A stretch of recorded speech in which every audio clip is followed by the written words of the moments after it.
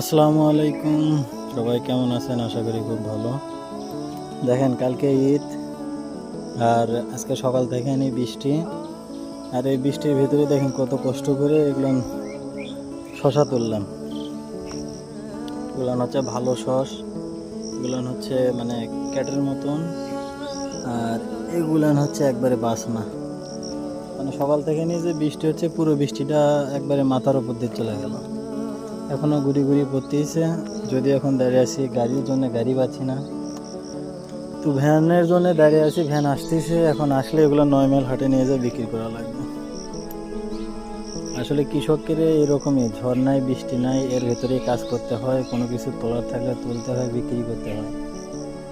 মানে কৃষিকাজ যতটা সহজ মনে হয় অতটা আসলে সহজ নয়, খুব কঠিন, কষ্টকর।